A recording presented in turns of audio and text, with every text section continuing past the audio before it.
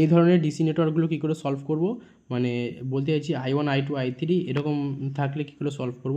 এখানে আলাদা হলো কি যে একটা ব্রাঞ্চে শুধুমাত্র আমাদের ভোল্টেজ সোর্স থাকবে, কোনো এরকম রেজিস্ট্যান্স থাকবে না। বাকি অন্য কোনো ব্রাঞ্চে রেজিস্ট্যান্সও থাকতে পারে, ভোল্টেজ সোর্স দুটো একই সাথেই থাকতে পারে। যদি এরকম কোনো নেটওয়ার্ক পাওয়া যায় যে শুধুমাত্র একটাই আমাদের ভোল্টেজ সোর্স আছে, তো সেক্ষেত্রে আমরা কী করে সলভ করব যে কোন ব্রাঞ্চে থেকে কত করে কারেন্ট যাচ্ছে।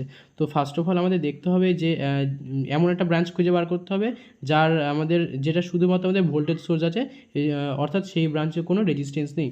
তো দেখা যাচ্ছে এখানেই সেই ব্রাঞ্চটা আছে। তো এটা যেহেতু 10 ভোল্ট, তো এটার পজিটিভ টার্মিনাল, সুতরাং ধরে নিচ্ছি এটা আমাদের 10 ভোল্ট, ঠিক আছে, পজিটিভ 10 ভোল্ট। এবং একটা ভোল্টেজ সোর্স তৈরি হয় যখন কী করে, যখন অপর প্রান্তটি আমাদের জিরো থাকে, তো এটাকে আমরা জিরো ধরে নিলাম, ঠিক আছে। এবারে জিরো কেন ধরছি, কারণ বিভব পার্থক্য মানে কি ভোল্টেজ সোর্স 10, এটা জিরো হলে তাহলেই তো আমাদের বিভব পার্থক্যটা হচ্ছে, এটাকে জিরো ধরে নিলাম। এবারে আমাদের প্রথম জিনিস বার করতে হবে কি, রেজিস্ট্যান্সের আগাল বাগালে আমাদের ঠিক কত করে ভোল্টেজ আসছে। রেজিস্ট্যান্স ধরো একটা রেজিস্ট্যান্স আছে, এ একটা হচ্ছে আগল, এটা হচ্ছে গিয়ে বগল, ঠিক আছে। এই অ্যাক্রসে আমাদের কত ভোল্টেজ আছে সেটা বার করব। তো এই একটা ধরো আমাদের রেজিস্ট্যান্স আছে, তো এই যে 10 ভোল্টটা যে আমরা পেলাম, তো এই 10 ভোল্টটা যখন টানা টানা করতে করতে ঠিক এর গাড়ির ঘোড়া চলে আসলো। আবার আবার এই যে 0 ভোল্টটা আছে, 0 ভোল্টের থেকে 2 ভোল্ট এখান থেকে দেখতেই পাচ্ছ, তাহলে এইটা 2 ভোল্ট যেহেতু পজিটিভ টার্মিনাল, তাহলে সরাসরি 2 ভোল্টটা এই রেজিস্ট্যান্সের অ্যাক্রসে চলে আসলো, ঠিক আছে। তাহলে এখানে লিখবা, ঠিক আছে, এখানে লিখবা তোমরা যেখানে 2 ভোল্ট পাচ্ছি আর এই রেজিস্ট্যান্সের অ্যাক্রসে 10 ভোল্ট পাচ্ছি, তো মিটে গেল। এবার চলে আসি আমি এইটার ক্ষেত্রে, এখানে দেখতে পাচ্ছ 10 ভোল্ট রয়েছে, এখানে আর একটা ভোল্টেজ সোর্স রয়েছে। তো এক্ষেত্রে তোমাদের গুলিয়ে যেতে পারে, তো তার জন্য একটা সূত্র বলে দিচ্ছি যে আমাদের যদি এরকম পরপর দুটো আমাদের ভোল্টেজের পাওয়া যায়, 10 ভোল্ট আর 4 ভোল্ট দুটো ব্যাটারি যদি পরপর থাকে, তাহলে মনে রাখতে হবে যে আমাদের এর অ্যাক্রসে আমরা চাই কি, এর অ্যাক্রসে আর এর অ্যাক্রসে আমাদের ঠিক কী বললাম যে রেজিস্ট্যান্সের আগাল বাগালে কত ভোল্টেজ হচ্ছে।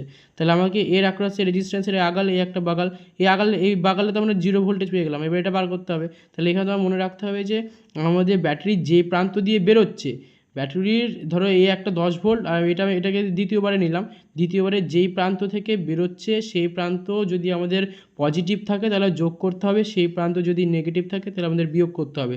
সুতরাং দেখতে পাচ্ছি এই যে 10 ভোল্ট, এখান থেকে কারেন্ট ছুঁড়ে বার করেছি, এখান থেকে দেখো পজিটিভ প্রান্ত থেকে কারেন্টটা বেরোচ্ছে, তাহলে আমাদের সেই প্লাসটা নেব, ঠিক আছে। তাহলে এই প্রান্তে হয়ে যাবে 10 + 4, wait let me collect my pen and 10 + 4 = 14 volt, okay. এবারে তাহলে এখন আমি যদি দেখাই তোমাকে, দেখো এখানে দেখতে পারো তোমরা, করে রাখছিলাম। এখানে কী হচ্ছে, রেজিস্ট্যান্সের আগাল বাগালের ভোল্টেজ বার করতে হবে যদি কোনো, এটা অ্যাপ্লিকেবল অনলি ফর যদি কোনো ব্রাঞ্চে শুধুমাত্র ভোল্টেজ সোর্স থাকে, ঠিক আছে, উইদাউট রেজিস্ট্যান্স। সো এই যে I2, এটা হচ্ছে আমাদের I2 বার করেছি। দেখো এই যে I2 মানে কি, এই যে এই লাইনে তো আমাদের এই ব্রাঞ্চে তো কারেন্ট বার করতে বলেছে, তাহলে এই যে আমাদের রেজিস্ট্যান্স, তাহলে রেজিস্ট্যান্সের অ্যাক্রসে কতটা ড্রপ হচ্ছে সেটা আগে অ্যাক্রসে ড্রপ পেয়ে গেছে 14, আর এদিকে 0, তাহলে 40 - 0/2 7 অ্যাম্পিয়ার, হেন তেন করে তোমরা দেখতেই পাচ্ছ।